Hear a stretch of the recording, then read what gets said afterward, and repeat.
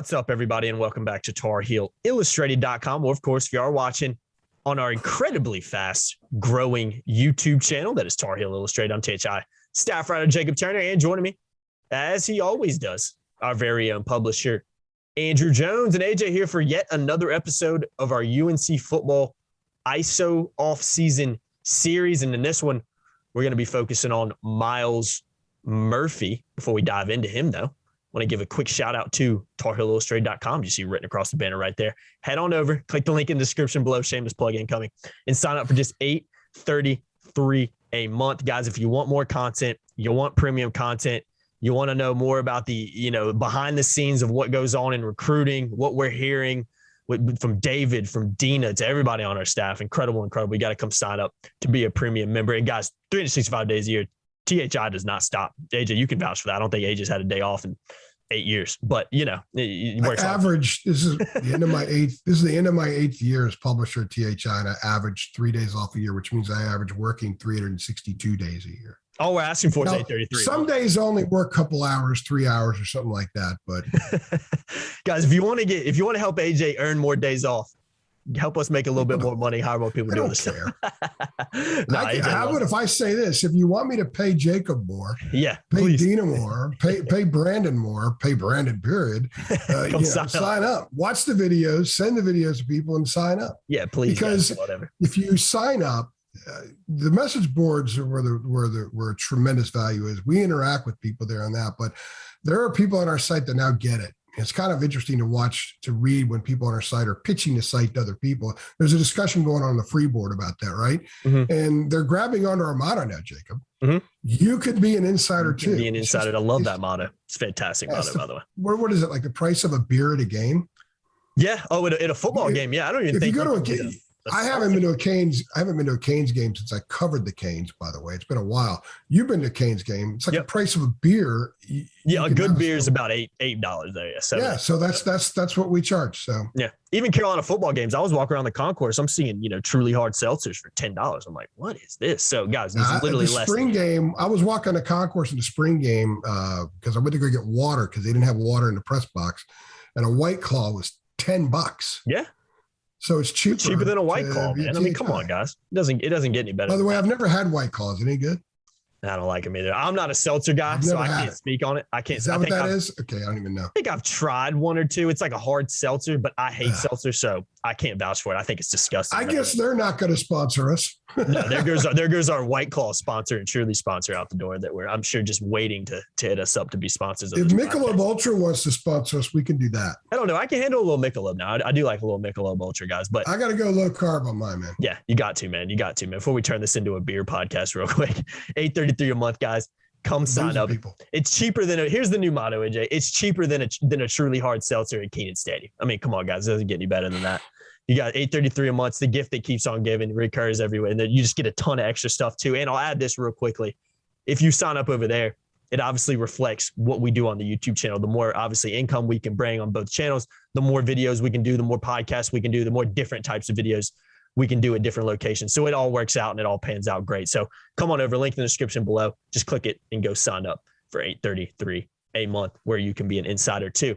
All right, let's talk about Myles Murphy, AJ, because I'm going to start off by saying this. I don't remember where I saw it, but I remember going to the spring game or maybe seeing some pregame kind of stuff on the ACC network or ESPN about Carolina spring game. And it was Myles Murphy's picture that popped up. And I was like, okay. He's kind of turning in slowly the kind of face of the defense in a lot of ways, maybe even more so with how good he is and his improvements that he saw during his sophomore season. In some ways, one of the faces of the program, started all 13 games on the defensive line last year, second team All-ACC for the Tar Heels, ranked second on the team with 8 tackles for loss and 4 sacks. So he's a guy, and he only made his first collegiate start into the opener at Virginia Tech as well. So a guy that's coming off a really impressive year in 2021 and what was kind of a letdown year for the Tar Heels. I think everybody inside the program and every Carolina fan watching this would agree with that. He was another kind of shining lights on Carolina that guys could kind of look to and be like, okay, it wasn't a good year.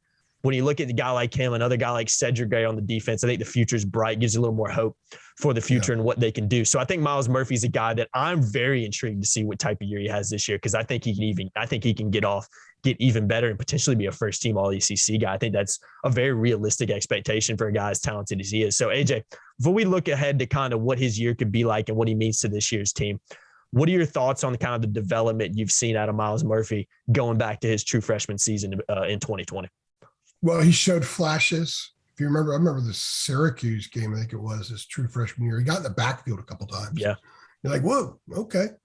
And Big one kid. time he kind of, way back in the old days, I don't know, I never see him do it when I go to practice now. We used to have this crab drill. You had to crab on the ground with your alignment and stuff. And one time he did something where it kind of made me think, well, that's like the crab drill from back in the 80s, right? Where he's got in the backfield, but he was on the ground, but his head was up. Yeah. So you're like, this guy's got instincts. This guy's just total football instincts, right?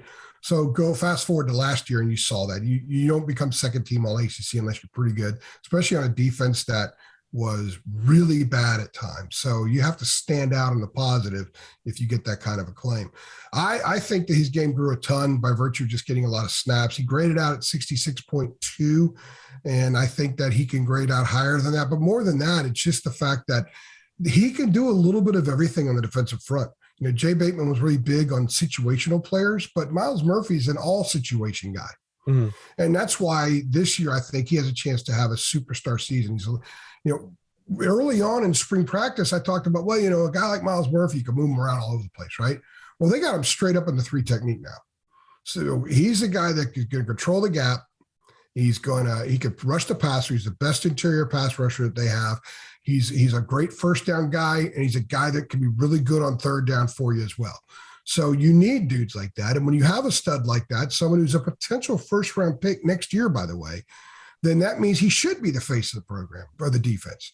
He should be the guy. And it just so happens that he's got a good personality, a great smile. He's comfortable with the media. And I think, if we're getting explanations after games or during the week from Cedric Gray and from Myles Murphy, and the fans are going to really enjoy listening to Noah Taylor when they get to hear more of him, then we're going to, last year we didn't have enough of that. We had Jeremiah, and Jeremiah was really good, but I think he always kind of felt, a lot of the stress of having to explain away the entire defense when there were issues that were out of his control. Mm-hmm. These guys are going to do a real good job of explaining midweek and explaining in post-game.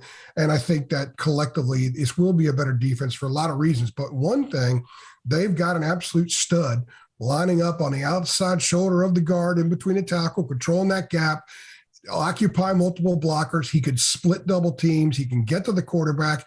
He could punish a runner at the line of scrimmage. He'd be very strong for you on first down, which was a point of emphasis this spring. He's potentially one of the best defensive linemen they've had in a while. And they've had some pretty good ones over time, but they haven't had a superstar defensive lineman in a while. Myles Murphy has the potential of being a superstar. I can tell you this much right now. I'm talking to somebody close to the program not that long ago about him. They asked me, is there anything he can't do? I said, you know what? That's a great question, because the answer is pretty simple. No, I think that he is an all things defensive lineman at this level, and he can be, and projects, if you start looking at some of the future mocks, he projects that way at the next level as well. Definitely. Real quickly before we finish this one up, what's the next steps for Myles Murphy this season? Because I think for me, while he was very good at times next year, I think maybe developing a little bit more consistency. And with this new defensive scheme under Gene Chizik's going to be simplified. You're going to more of a straight up defense, as I like to call it, dominating games, dominating lines. Can he take that step and just dominate offensive linemen in games and get in the backfield consistently, where you're like, okay, Myles Murphy's back there, it seems like every time. For me, that's the next step, because when you look at a second team All-ACC guy, as talented as he is, if he can take that next step into his junior season, he's going to be a very, very high pick in the All-American. He could be an All-American. He's got the potential, yeah. I'll tell you right now, Mac has told us a bunch of times that there were issues with last year's team, and he kind of knew going in that they weren't going to be as good as as the outside world thought. Well, this year, the outside world doesn't even think about it. They're not on anybody's radar. No. They're not on anybody's radar at all, but they've got a ton of parts. Now they're young parts. They got question marks in just about every position group, but they don't really up front. I asked Gene Chizik about their defensive front when we had him about 10 days or so after spring practice. And here's a guy who has seen a couple of defensive fronts in his day, and his eyes lit up. There's a lot of youth there, but it's very talented. Myles Murphy is an older guy now, believe it or not. He's a true junior. Mm-hmm. But when you think about Shaw and Ritzy and Silver coming along, and KBJ is supposed to be healthy in the fall, and they think he could be really good at the nose. And then you got some defensive end, Des Evans, with just, hey, focus on these three things, dude, and go at it. The simplification is going to help these guys tremendously up front. It's going to help them on the edge. They're going to have a better pass rush. They love Bo Atkinson. I'm throwing all these names out there because it's a really good group. And if a really good group, a young group, has its signature dude, and Vahasik, by the way, is another signature dude. Travis Shaw. But Vahasik's an older guy who has a chance to play in the NFL. But Myles Murphy, to me, is a game changer up front because he can do everything. The offensive front has to be so uber aware of him every time they snap the ball, no matter what the scenario is. 1st and 10, 4th and goal, 3rd and 19, whatever the case is, he can be on the field and he can be effective in those situations. So they always have to know where he is. And it's been a while since they've had a guy like that. So he's going to be one of those dudes. When you go to the Florida A&M game, when you're in the stands early on, especially while it's still a competitive game, just watch him on a series. Mm-hmm. And hopefully it'll be a series where there's an obvious run play. There's who knows what they're going to do on second down, and then an obvious pass play, and just see how the offensive line is so aware. They know where he is. They know what they got to do. They'll apply backs to him sometimes in passing situations, and he's still going to get to the quarterback. It's going to be fun to watch. Absolutely. It is going to be fun to watch, Edge. A good place to wrap this podcast up, the Myles Murphy edition of our off-season UNC football ISO series. Really looking forward to seeing, and I'm sure a lot of Carolina fans are too, what kind of season Myles has for the Tar Heels in 2022. I've been Jacob Turner. He's been Andrew Jones. We're going to be rolling out a ton more of these UNC football ISO videos throughout the offseason as well. So make sure you keep it locked to Tar Heel Illustrated and keep it locked to our website as well, tarheelillustrated.com. Again, you can sign up at just $8.33 a month. Just click the link in the description below. Like, share, subscribe, hit that notification bell as well. So what you got, AJ? Throw something in there? And if Michelob Ultra wants to sponsor, we'll take bring it on. We'll take any sponsors. We'll take most any sponsors. Hey, we'll crack a Michelob open on camera on a podcast if they'll sponsor it, man. I had a guy do that I had a radio show in Wilmington, and I had a caller come in, and he won some things, so he got to spend an hour with us in the studio. Right? He comes in and cracks open a beer, and the tournament manager walks right by. And he's like, "Oh." I got reamed out for it. I had no idea he was going to crack open a beer because you actually can't drink when you're on live radio and stuff like that. Yeah, I can understand. Podcast you can, but we're not going to, obviously. But if Michelob, that was, as my dad says, save it for the book. That'll be exactly. In the book one day too. Yeah, save it for the book on that one. Michelob, if you're watching, we're waiting for you, man. Just hit us up. Us begging for sponsors on a podcast too, right? And Michelob, if you're watching. Michelob, if you guys are watching, come sign up. $8.33 a month. I'm just kidding. I've been Jacob Turner. He's been Andrew Jones. We'll give him a free sub. We'll give him a free subscription. Exactly. We'll give you a free subscription on that one. At least we could do for a company like that sponsored. We have a CBD guy. Shouldn't we also have a man, we got to dabble in. We don't discriminate. Well, we do in some ways, depending on what you could be a company. We'd be like, we ain't got no interest in that and get in trouble for that one. But guys, we got some great sponsors over here looking to grow that. If you are interested in sponsoring another company, anything like that, feel free to contact us, reach out to us through Twitter, YouTube, whatever it may be. We're always happy to talk and entertain that as well. Again, I've been Jacob. He's been Andrew. Thanks for watching. We'll see you on the next one. Thanks.